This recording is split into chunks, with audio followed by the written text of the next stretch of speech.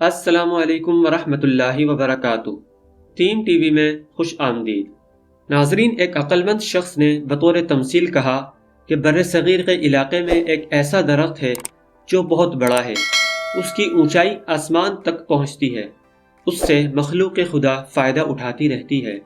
اس کے پتوں کے متعلق لوگوں کا یقین تھا کہ وہ انتہائی تلخ ہوتے ہیں، مگر جس شخص کو قسمت سے کوئی پتا ہاتھ لگ جائے اور وہ اس پتے کو کھا لے تو اسے حیات ابدی نصیب ہو جاتی ہے۔ اس درخت کے نیچے مردان خدا سال ہا سال جھولیاں پھیلائے انتظار میں بیٹھے رہتے ہیں کہ کب کوئی پتا جھڑے اور اس کے ہاتھ آ جائے۔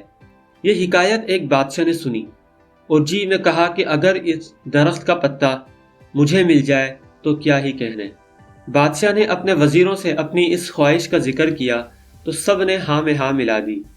الغرض بادشاہ نے بر صغیر میں اپنے ایک ہوشیار آدمی کو اس درخت کے پتے کے لیے روانہ کر دیا اور وہ بیچارہ مدتوں جنگل جنگل صحرا صحرا مارا مارا پھرتا رہا، لیکن گوہر مقصود ہاتھ نہ آیا۔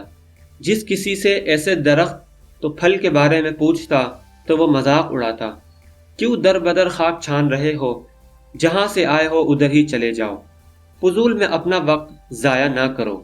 وہ آدمی من کا پکا تھا، ارادے میں خم نہ آنے دیا اور برابر کوہ و دشت کی خاک چھاننے لگا۔ جب برسہ برس گزر چکے، پورے ہندوستان کے گوشے گوشے چپے چپے میں پھر چکا، بقائے دوام کے شجر کا کہیں نشان نہ ملا، تو اس قدر محنت اور تکلیف کے ضائع جانے سے اس کے رنج و غم کی کوئی انتہا نہ تھی۔ بدقسمتی پر آنسو بہانے لگا، بیچارہ قاصد مایوس ہو گیا اور بصد حسرت و یاس وطن کو واپس چل پڑا۔ سچ کہتے ہیں کہ کسی کی محنت رائے گاں نہیں جاتی۔ چلتے چلتے اس کا گزر ایک ایسے مقام سے ہوا جہاں خدا رسیدہ بزرگ رہتے تھے۔ ان کے علم و فضل اور کشف و کرامات کی بڑی شہرت تھی۔ قاصد نے دل میں سوچا، مجھے ان بزرگ کی خدمت میں جانا چاہیے، ممکن ہے شیخ کی نگاہ التفات سے بگڑا کام بن جائے اور مایوسی راحت میں بدل جائے۔ یہ سوچ کر چشم پر آب لے کر شیخ کے خدمت میں حاضر ہوا۔ ان کی نورانی صورت دیکھتے ہی اپنے آپ پر اختیار نہ رہا، ضبط کا دامن ہاتھ سے نکل گیا اور روتا ہوا ان کے قدموں میں جا گرا۔ شیخ نے اٹھا کر شفقت سے گلے لگایا اور پوچھا، کیا بات ہے، پریشانی کا سبب کیا ہے؟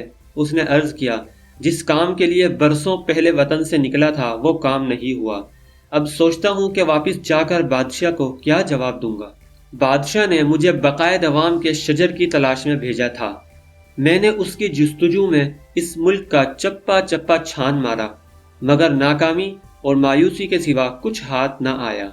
شیخ نے سن کر کہا، سبحان اللہ، بھائی تم نے تو سادہ لوہی کی حد ہی کر دی، ارے اتنا وقت خواہ مخواہ ضائع کیا، تم لوگوں نے اصل بات کو سمجھا ہی نہیں، لفظوں کو لے لیا، معنی پر غور نہیں کیا۔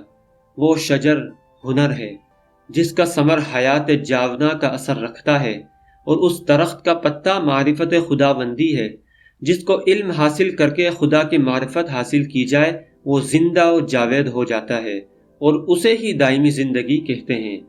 ناظرین، مولانا رومی یہاں نصیحت فرماتے ہیں، اے عزیز، صرف الفاظ پر غور نہ کر، معنی کے اندر غوطہ لگا، صورت کے پیچھے مت بھاگ، سیرت دیکھ، ظاہر پر نہ جا، باطن دیکھ، صفت پر نظر رکھ تاکہ تجھے ذات کی طرف لے جائے۔ یہ نام ہی جھگڑا کا ہے جس نے مخلوق کے اندر اختلاف کی گرہیں ڈال دی ہیں۔ جہاں معنی پر نگاہ جاتی ہے وہاں اختلاف نہیں رہتا۔ ناظرین، آپ کو ہماری آج کی حکایت اور نصیحت کیسی لگی؟ کمنٹ سیکشن میں اپنے خیالات کا اظہار ضرور کیجیے گا۔ اپنا خیال رکھیے گا۔ اللہ حافظ۔